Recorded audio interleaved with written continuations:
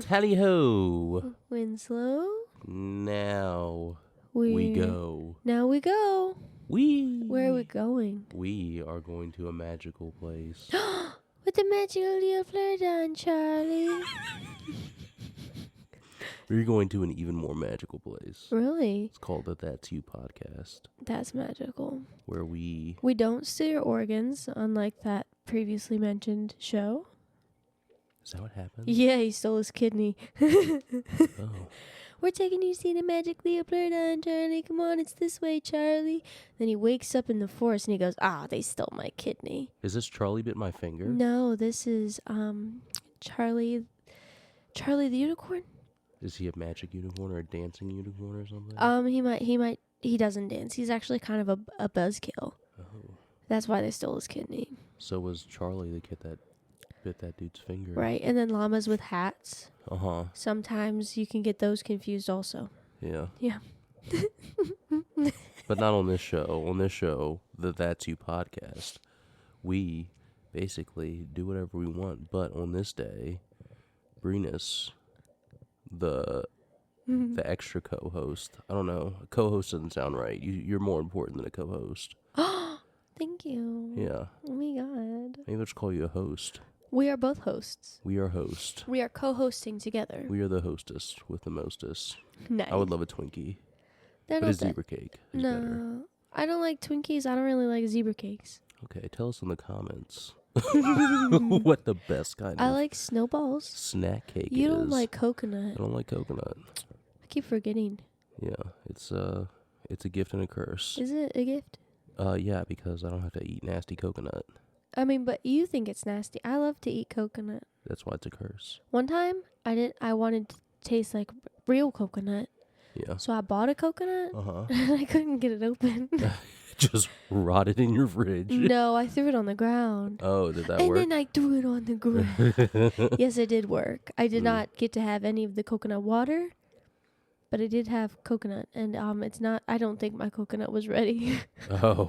Because it was like really hard. Was it over-ripened? No, I don't know. I don't know. Tell us in the comments how you know when a coconut is ready. There's going to be so many, I don't know how to tell. things I tell people to put in the comments. If you stayed till the end, put it in the comments. Right. Or if you just want to do it now, let me know now. Yeah. Be my Google. That's fair. Yeah. Be my eyes, Google. Stop, because you might hear us. Anyways. Oh, that's true. Yeah. So anyways, go ahead and swing us into what we're doing today. So on this day, I'm swinging you guys into P. Diddy. No, not like Usher did, but in a way Don't like that is that. explaining it. And by it, I mean P. Diddy and his multiple horrendous. various crimes. Yeah. Bad stuff. Horrendous is a good word. Horrendous. Because it was like, okay, here, I'm not even going to sit and pretend like we haven't recorded this already. But I did do, so what had happened was I didn't know how to work the software.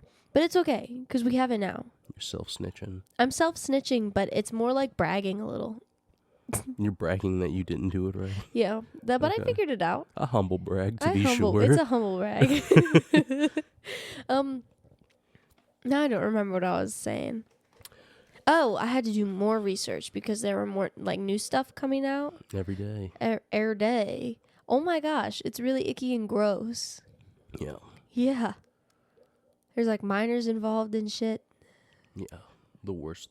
Not the ones that go down and search for coal and stuff. Not those miners. Oh. An A Okay, never mind miner. then. A minor. Okay, so should I take it away? Take it away. Take it away, SpongeBob. Good. Okay, I just have like a little bit of backstory. I'm sure he had more of a childhood than this, but I don't know it. And he probably doesn't know it. But it goes as follows. And what he does is this. And thus, we have, here I go. Sean John Diddy Combs was born November 4th, 1969 in Harlem, New York, to parents Janice and Melvin Earl Combs. Combs' childhood was marked by poverty and the murder of his father, Melvin Combs. Melvin was shot and killed in 1974 when Combs was only 2 years old. Melvin was associated. Melvin was. I'll give you one more chance. I'm dyslexic. Melvin, Mhm. not Marvin. You Melvin, contrary to popular belief, his name is not Marvin. Everyone always says that. Everyone Sean always thinks Combs' his dad's name is Marvin. Yeah, it's crazy. Nope, it's Melvin. He was an associate of convicted New York drug dealer Frank Lucas. Played by Denzel Washington. It is believed he was shot during a drug deal gone bad. Combs' mother was a model and a teacher's assistant. Combs earned the nickname. It sounds like she was just a teacher's assistant. Yeah, I don't know. She might have modeled on the side, but who was she modeling Like an for? Instagram model. Was Instagram a thing? No, it's Yeah. 1969. When do you think Instagram came out? Not 1969. Okay, we'll Didn't look it the up internet later. still make those weird noises then? We'll look it up later. Okay. But I'm pretty sure Instagram's been around long enough for Diddy's We mom could to ask be a Google. model. Do No, it's you want fine. to get proven wrong live? No, it's fine. Okay. We'll agree to disagree. That's it. Ask the Google. Oh, shit. Combs earned the nickname Puffy, quote unquote, in high school for puffing out his chest to appear larger. No, I thought it was. I thought you said it was because he was like. Well, yeah, he was huffing and puffing Yeah. when he didn't get his way as well. I read both, Gotcha. but this one made me laugh harder. He's like a puffer fish. He also had a bicycle that was a Huffy. Really? Sure. Oh. Why not? What the hell, babe? You're the one that's coming with the facts. I'm coming with the goofs. I'm here for the goofs. Just here for the laughs. I'm here for the gags. We're gonna get a lot of them because he sure is fucking dumb. Yeah, that's me. Oh, wait. Not you. Oh, Oh, disregard. Sorry. shit. I'm going through some stuff. Okay. Moving Thanks, on. Combs was raised Catholic and attended. Oh, frankly. Yeah, frankly, and not only that, it was an all-boys school. Oh, Yeah. frankly. Yes. Yeah. So he attended Mount St. Michael Academy. Oh, I bet they mounted a lot of Michaels. Oh my god. This is just the first page of notes. Sorry. And you're coming in with the zingers. I'm coming in hot. You're coming in hot. It's good. Yeah. It was an all-boys academy in the Bronx. Combs attended Howard University in Washington, D.C. as a business major, but left after only 2 years to become an intern at Uptown Records. His mother says from an early age, as young as 4 years old, Combs was showing interest in the business industry. Now, I have a question. Okay. What kind of interest is a 4-year-old showing in business? Well, maybe she got him a, play cash register and, bought groceries off of him. Okay. Fake Do you think she, groceries. did the Karen skit for him to, see how he'd handle the situation? Do you think she'd be like, that was a different price over there? Ooh. It's ringing up wrong. I don't know. I think what happened is that Diddy was trying to upcharge her, on purpose, Which makes sense. Which is why she was doing the Karen act, because he was It wasn't being a an little act. shisty. Yeah. Right. Yeah. It wasn't an act.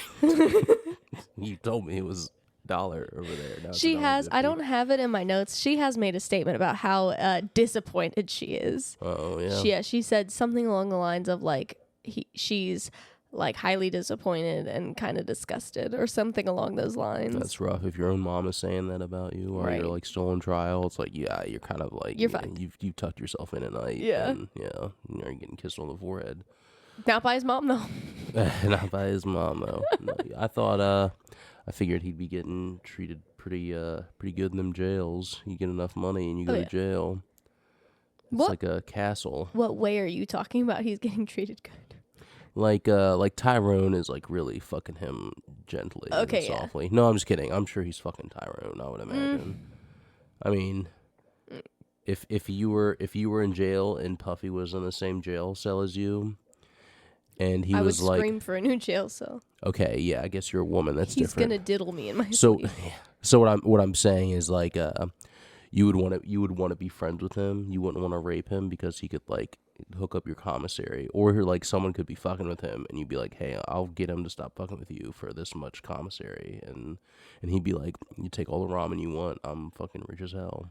You take all the ramen you want because these guards are bringing me in my gourmet meals. Like that's right. They're bringing in the kid cuisine. The kid cuisine. Yeah, those are good. They are good. I was making a joke about how he's a pedophile. Oh God. Kid cuisine. Got you. Womp womp. Womp womp. Womp womp. Gross. So Combs was offered the position as an intern with Uptown Records while he was still attending school, but his mother wouldn't let him drop out. Mm-hmm. So he worked 2 days a week there. But the commute for that was like 16 hours a week, which is like insane. Yeah, that is insane. For 2 days, yeah. But he ended up dropping out after that anyway. So like not very long after, because a year later he then gets promoted to vice president of Uptown Records. Of course, which is like just standard. Yeah, standard practice, really. Yeah. But, you know, customary in sports. It is really. I lost my spot. Whoa. Combs was live. I got it. Okay. I thought that said zoo. Anyways, it says 20. Combs was age 20 when he started his internship with Uptown Records, and in just 1 year he was promoted to vice president by the founder, Andre Harrell. Combs worked with newly signed artists like, and again, can't pronounce these. Did we decide it was Jodeci? Bless you. Thank you. And me. Yes, Jodeci. Okay. Mary J. Blige. It's French. It's a French word. And Father MC. He helped produce the remix. That's how you say that? I don't know. I'm dyslexic. Oh, shoot. It's Father CM. No, I'm just kidding. He helped produce the remix of Jodeci's Come and Talk to Me, which sold 3 million copies. He also produced remixes for Heavy D and Supercat and worked on Mary J's Real Love. Combs first met Heavy D at Uptown Records, and the two would go on to host a charity basketball game in 1991 that resulted in a stampede. Nice. No. It's for charity. It is for charity. That's nice. Right. It resulted in a stampede that killed 9 people. So. Well, maybe they were not very charitable and they weren't going to donate anyway. You know what I mean? Yeah. They might have been bad people. Might have been. Yeah. No, couldn't have been. Probably not. It's for charity. I mean, if they're showing up to a charity event, they must be pretty good people. They made the charity event. That's good. Yeah. They sold a lot of tickets. Too many tickets. Too many tickets? How can you sell too many tickets to a charity event? On purpose is how. Oh. Yeah. So on December 28th, 1991, Heavy D and Combs hosted a celebrity basketball game at the City College of New York. Oh, shit, who's playing? In their gymnasium. I don't know. Oh, never mind. Like the article that I read was like up and coming artists at the time. I bet you like the tramplings happened and then the charity event was like, we're gonna postpone this one. Or do you think they had like a moment of silence before the game started? That would be awkward. It was like during. Yeah, and there were people like probably still hurting from the stampederies. Oh yeah, 100%. Yeah. So basically, what had happened was, they oversold the event. Yeah. And then like for money, and then in the middle of the event, people started rushing in because they were like, I paid for this. I'm gonna go in. Yeah. And there were people that were disappointed that they couldn't go in. That gymnasium has a capacity of 2,730 people. And so they like sold like probably 2,000. Probably around 3,000. Oh. So so people were like pissed and they were like, we're gonna go in anyway. So then they they like rush in, but they go down a set of stairs to the double doors where the gym is. But those doors open inward. You can't say that, baby. What do you want me to say instead? Not that. Okay, they opened the doors opened towards the stampede. That's better. Not away from the stampede. Yeah.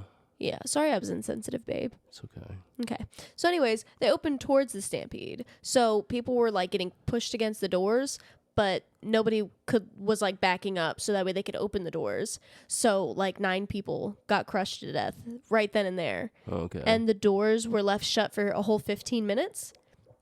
So like people just kept rushing in and trying to squeeze in. Right. And people were just like getting crushed. Damn. Yeah. And then what had happened was, they went to jail for sure.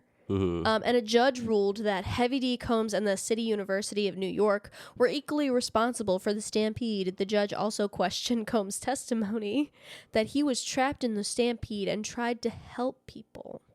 What a kind, caring, what a fun, sporty, athletic little guy. The ruling had no legal effect on Heavy D or Combs, but Combs later settled with at least one injured survivor. So, wait, hold on. Because it killed 9 people, but it injured... Wait, I'm going to guess. 9 people got killed. Mm-hmm. So I'm going to guess like 23 people got injured. How many did you say? 23. You're very close. It's 29. Oh! You were so close. Very good guess. Thank you. Yeah, so they settled. There was no legal action taken against them or anything. Mm-hmm. But Heavy D, whose real name was Dwight Myers, was one of the first artists signed to Uptown Records, the label where Combs got his start. Yeah. Heavy D died in 2011. It's not funny. I'm so sorry. It's not funny.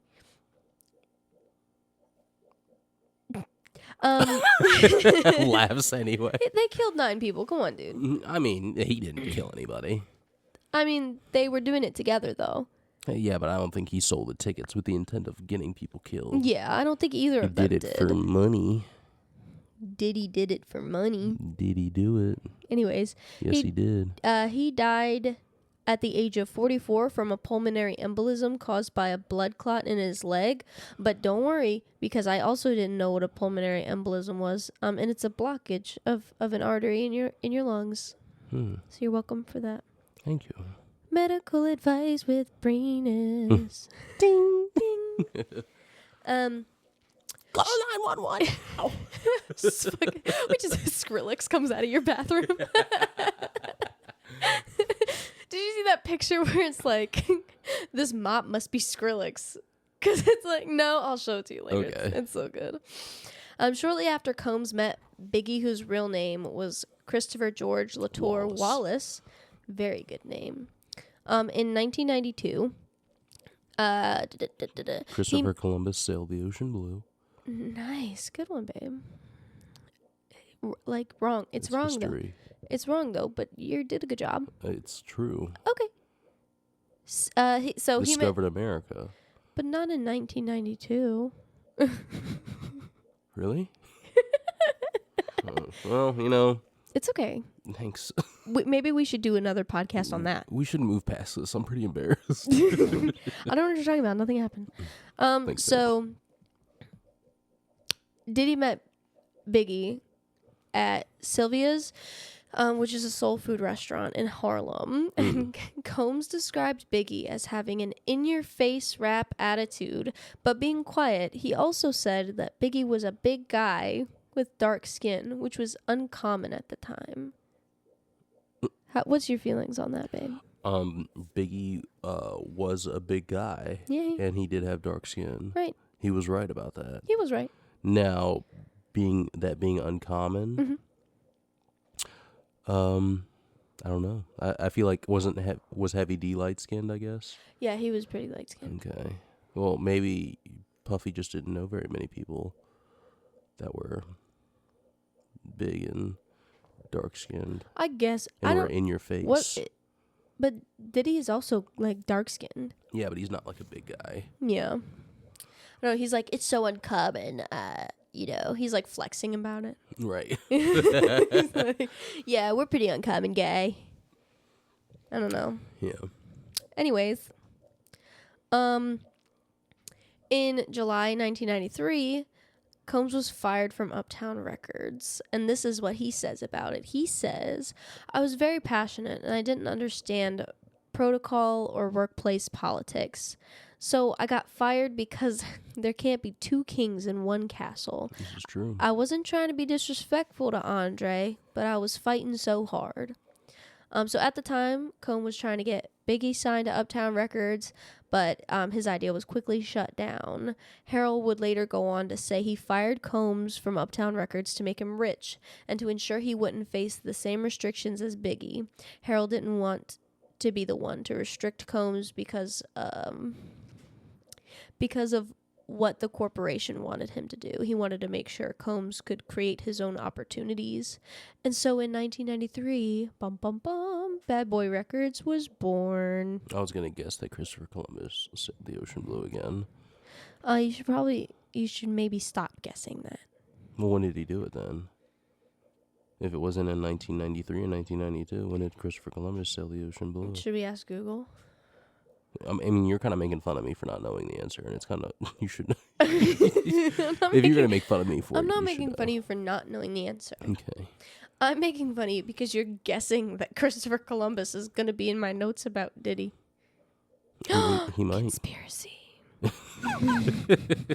Christopher Columbus and Diddy were in cahoots. He was Catholic. He was Catholic. Mm-hmm. He went to an all-boys school. Christopher Columbus could have went to that same school. Okay. So the first to be signed to Bad Boy Records were Biggie, Faith Evans, known as the First Lady of Bad Boy Records. That was Biggie Smalls. I want to say that's his wife at one point. Really? Yeah, they were married. Really? They had children together, yeah. Shows how much I do my research. You didn't know about Christopher Columbus? I know about Christopher Columbus. He sailed the ocean blue in 1992. Like the rhyme says. Oh, okay. Or 93, whatever the I could fuck. be wrong. The sea. The ocean sea. The 1993. The specific ocean. It's a very Pacific ocean. Mm-hmm. And then did we decide that this was Maze? Mace? Maze? I think it was Maze. Maze. Okay, and then Mace. Macy. Macy. Macy? Maze? $E. Y'all tell me if it's wrong, because I'm sure you will. He found mainstream recognition as Diddy's hype man. 112, Total, The Locks, Shire, and Carl Thomas were all the first people to be signed to Bad Boy Records. Gotcha. Bad Boy Records became one of the most successful hip-hop and R&B labels of its time. The label released iconic tracks like Juicy and Mo Money Mo Problems by Biggie, Flavor in Your Ear by Craig Mack, and Feel So Good by $E. Just sing it the whole time. Combs faced criticism for his treatment of artists on the label. In 2020, $E criticized Combs on social media, alleging that Combs ripped off artists who signed with Bad Boy Records. In 2021, Combs began returning music publishing rights to artists on the label, including Faith Evans, $E, The Locks, 112, and the estate of the Notorious B.I.G. Combs said he was doing this to promote economic empowerment for Black artists and culture. It's actually because people were calling him out on live radio stations.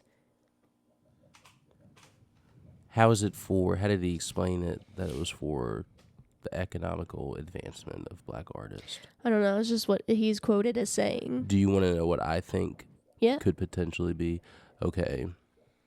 So maybe, I mean, I don't genuinely believe this, but maybe he was doing it so that up-and-coming artists wouldn't, price themselves out of contracts. Like, oh, we're only paying Biggie this. Like, we can't give you, whatever extra more you're asking for. Does that make sense? No.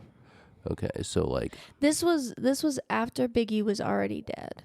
Oh. Yeah, in 2021. Okay. So it took him all the way from when the record label... Did you say 2021? 2021. Oh, I was about to say Biggie did not die in 2021. No. It took Diddy all the way from, what did I say, 1992 that the label was created, all the way from 1992 to 2021 to give them their publishing rights back. Yeah. Got it.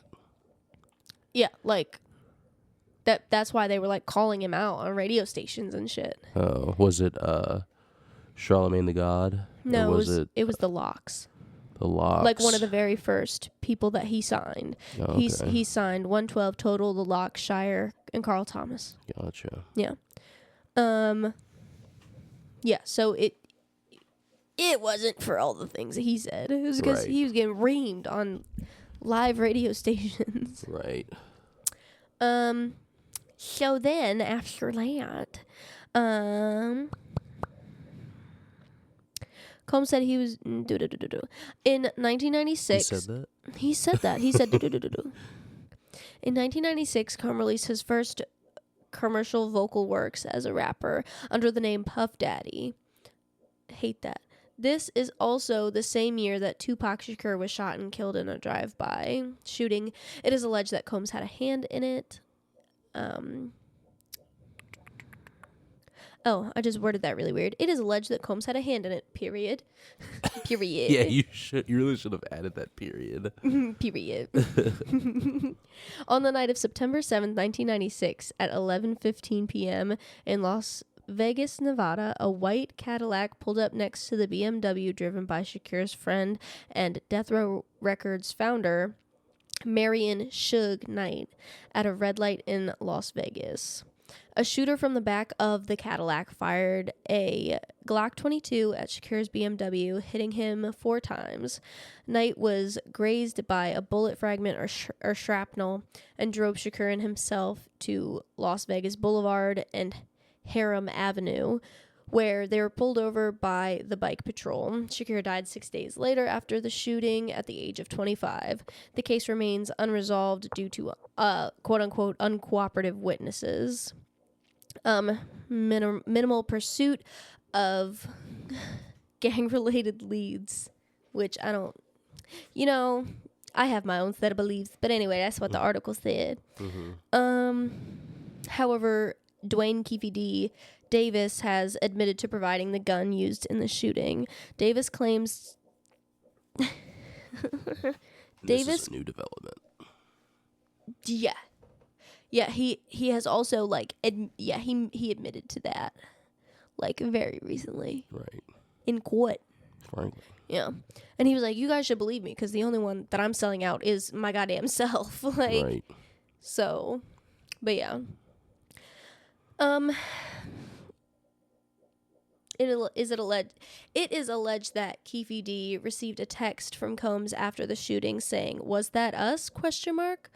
Shortly after, on March 9th, 1997, the 24-year-old Biggie was shot and killed in a drive-by shooting as well in Los Angeles, California. Biggie was shot and killed outside the Peterson Automotive Museum after a music industry party. Biggie was riding in the front passenger seat of a Chevrolet Suburban when a dark Chevy SS Impala pulled up next to him and opened fire. Biggie was also shot 4 times. Biggie was taken to a hospital that I cannot... Cedars Medical Center, where he arrived in cardiac arrest and was pronounced dead shortly after 1 a.m. Several people have been accused of his murder, but no arrests have ever been made. Again, some alleged that Combs had a hand in Biggie's death. And do you want to like go over that now, or do you want to save that for later? We can say that for later and just continue on with the. We can like break down all of the. These are like kind of the facts. Yeah. Yes. Moving on to 1998, Combs wins the Grammy for Best Rap Album, and he receives 5 nominations. Next, in 2001, Combs changes his stage name from Puff Daddy to P. Diddy. Not a great name, but better than Puff Daddy.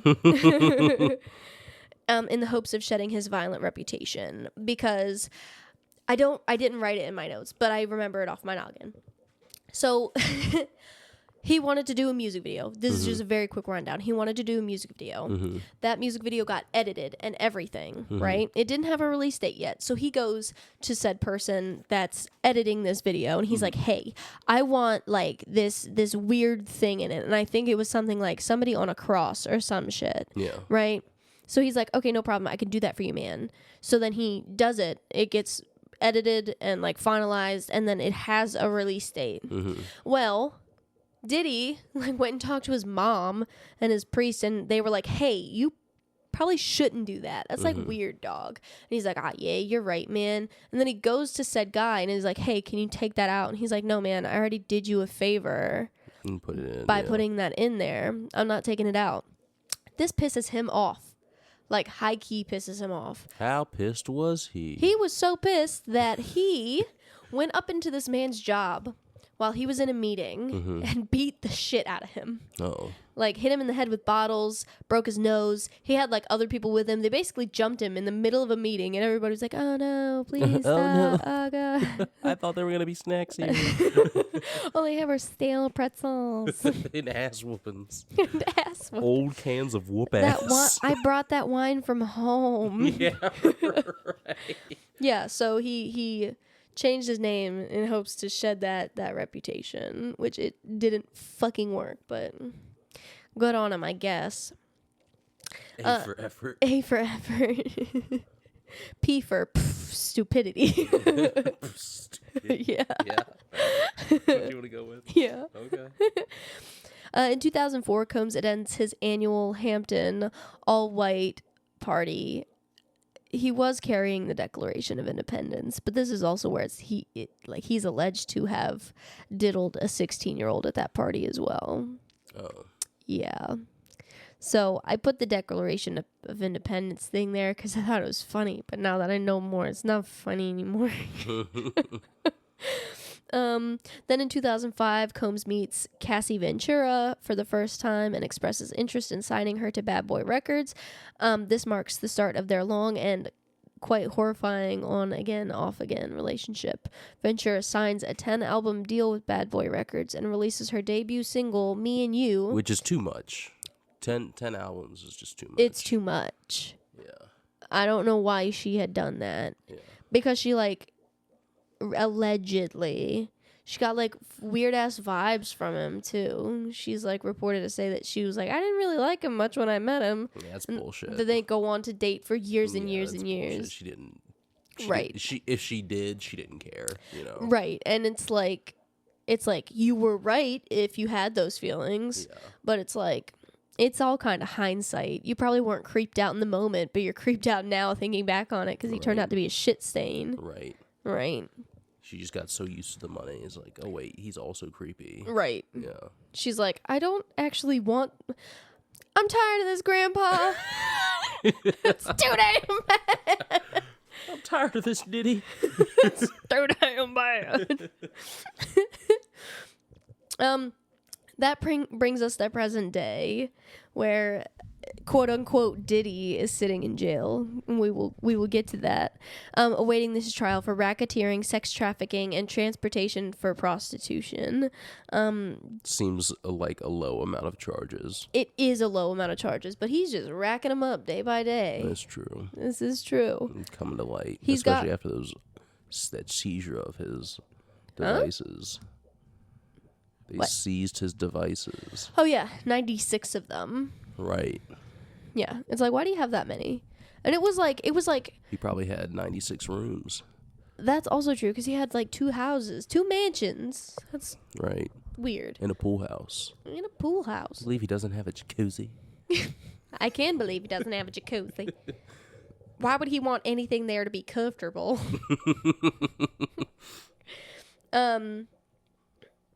So, to get a little bit more into Cassie and Diddy's relationship. In 2005, Combs meets Ventura when she was 19 and he was 37. First of all, ew. Ventura signed to Combs' record and became the label's spokesmodel. In 2007, the couple starts dating after Combs breaks up with Kim Porter. It is alleged that Combs was pursuing Ventura, even though they were both in relationships. Combs would repeatedly invite Ventura out and become aggravated when she would also show up with her boyfriend. Allegedly, Combs brought Ventura to a room like away from everybody at one of his parties and like proceeded to force her to kiss him. And then she was like, that was pretty gross. And she like pushes him off and like storms out crying with her boyfriend that's also there. Right. Yeah. I'm surprised like he didn't get his ass beat, but I mean, he probably was in a place with all his people. right, exactly. As the boyfriend, you just have to be like, no, we ain't going. Right. You know. And then there was another instance where like Diddy convinces her to go out with him again. But he like her boyfriend couldn't go or something like that. So he picks her up and then like he won't let her out of the car. He like forces her to take drugs with him. Mm-hmm. And then he's like driving super recklessly. Because the drugs. Because of the drugs. And probably because, like, when you're that famous, do you really drive that much? Yeah. You do actually. Like, when you get famous, you get all that money as well. Give me that money, honey. You get those sexy fucking cars, right? Right. And when you pull up to the club, you don't want, like... the club. You don't want the driver to be somebody that you paid. You want to be the one in the driver's seat driving that dope ass car. I guess so, but I feel like it's more of a flex if you're like, I'm so rich I don't even need to drive my fancy car. But it's not though, because people will look at you and be like, oh, he like paid for a Uber Deluxe or some shit like that. Right. Yeah. What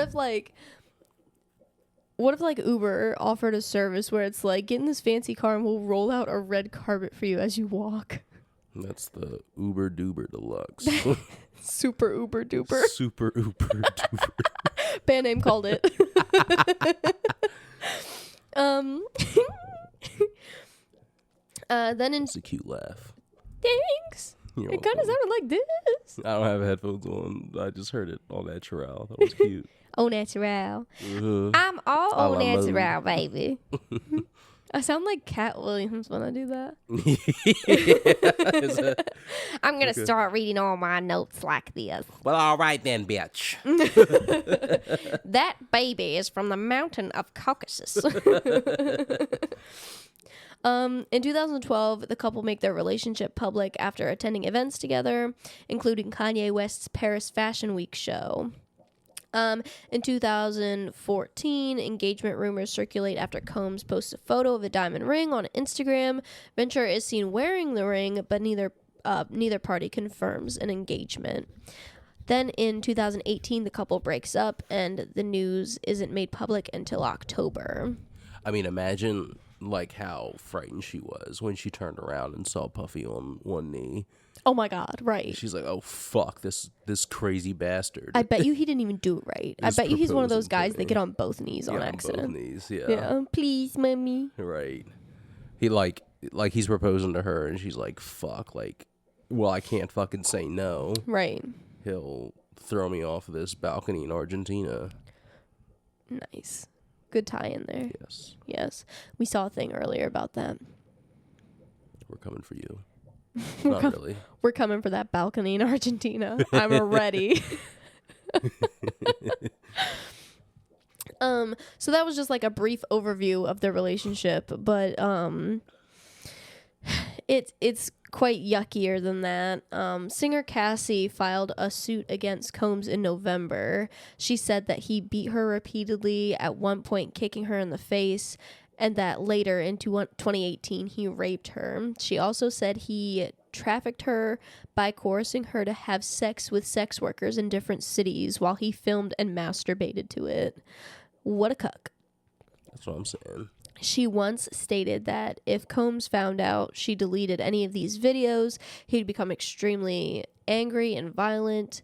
One time they were on a plane and he found out that she had deleted one of the videos, and he told her that it didn't matter because he had them all backed up.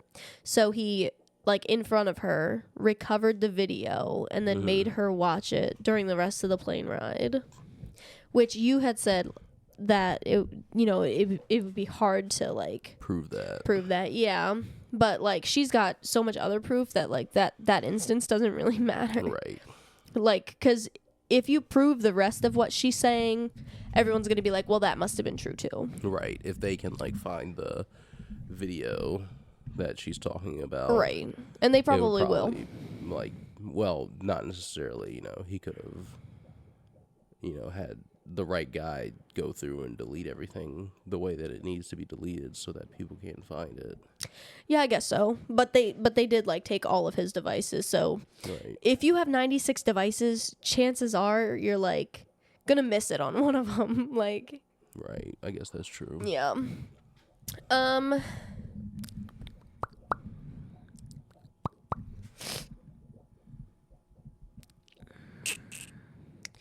Combs has also settled suits between him and some of Ventura's friends for becoming violent with them and even throwing things at them. Ventura has stated that Combs would force her to have quote-unquote freak-offs before recording sessions, claiming if she didn't, he wouldn't produce her music.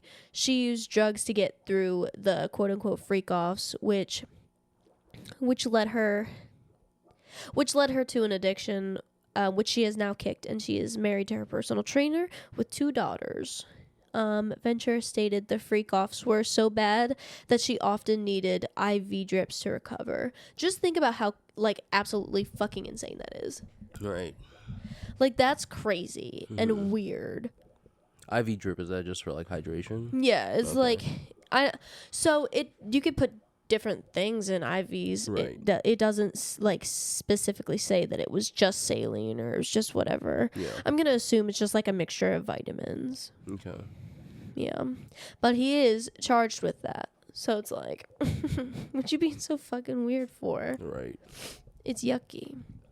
Malpractice. Huh? He's being sued for malpractice. Yeah, right. He's like, I forgot to renew my license one time, guys. Yeah, right. And then like I put a little side note here that during the time where like he was forcing her to do these like quote unquote freak offs, because like he kind of just I say quote unquote because he just kind of made up his own term. Like it did mean another thing, and now it means Diddy is gross.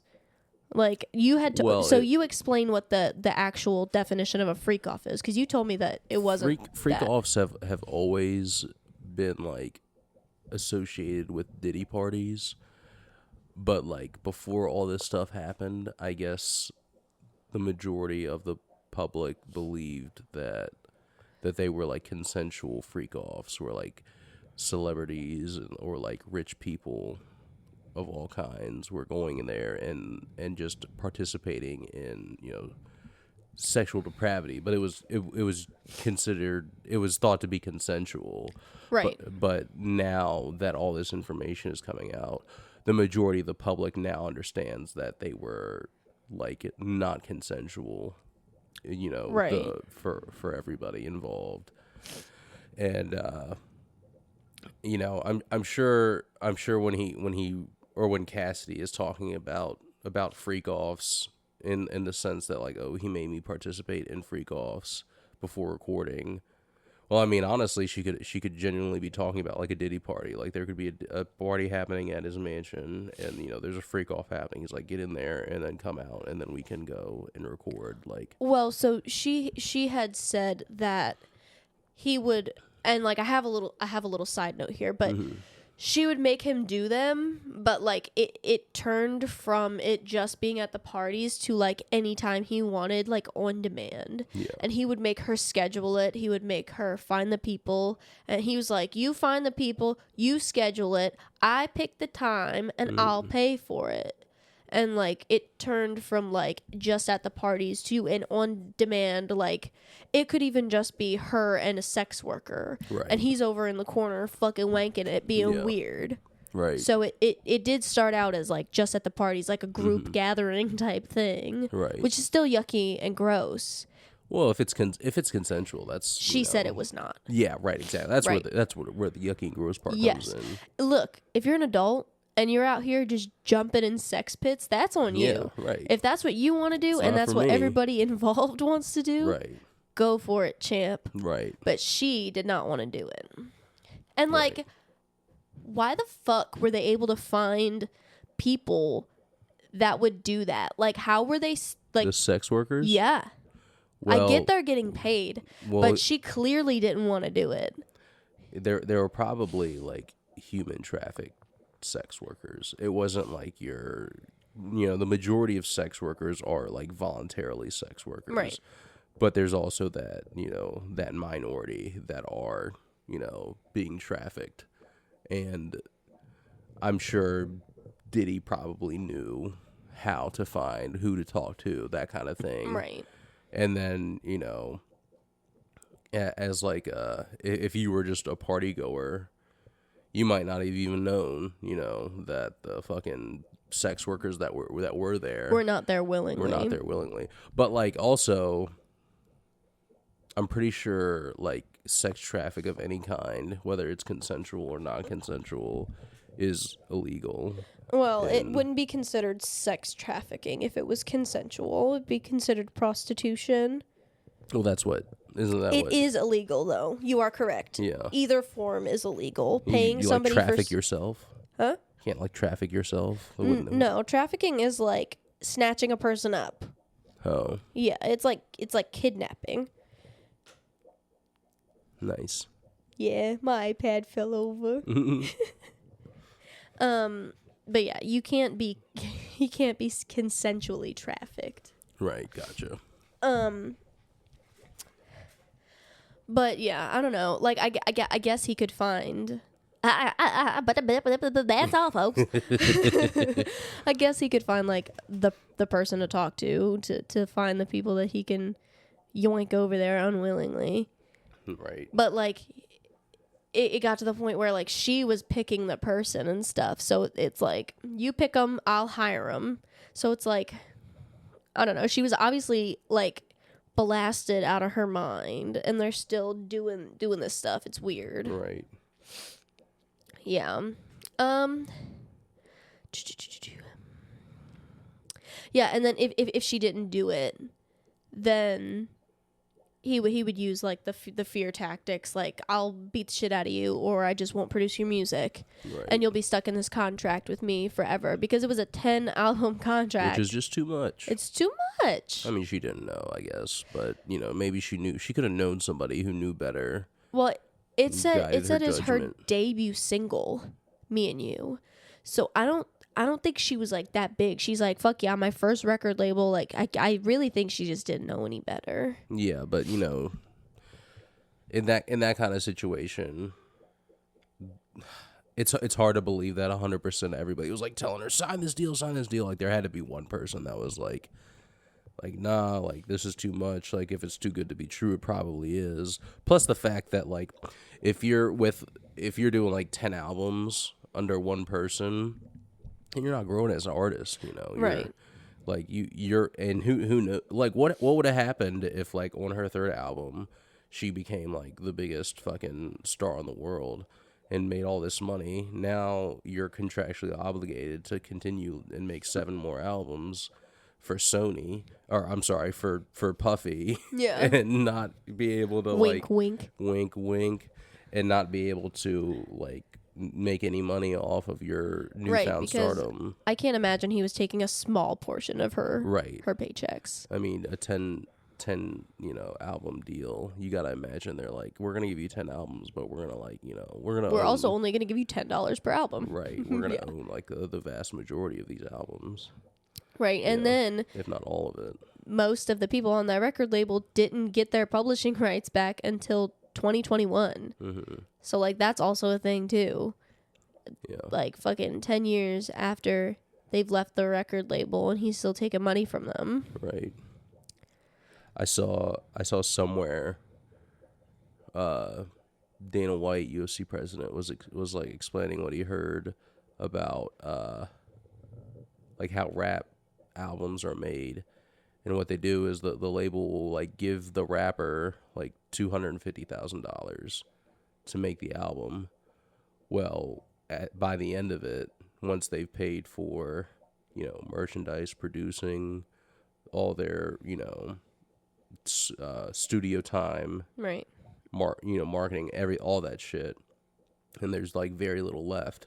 Well, then you have to go on tour, and you have to spend that money on the tour because the studio only gave you that portion of money. Right. Well, then the studio makes all that money from the tour, and you Have essentially nothing left. have nothing left. And then you're signed, and then since you're still signed to make another album, you basically have to do that whole thing over and over again, and just hope that like eventually you like proceed a certain like number, like a certain like stardom, or you learn to like save money and spend less money on the album, but still produce like a good enough quality of music where people will still want to buy it.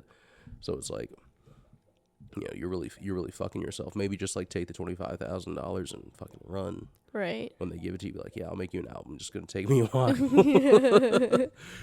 a shitty Let me album. go invest this really quick. Right. And when right. I've gotten money off of my investment, then Right. I will make you the album. Right. And invest in like other rappers, like 4 other rappers, and just like, Right. do Do what the record label is doing to them. Yeah, right, exactly. You become the record label without actually having, But the then record don't you label. just become as bad as them?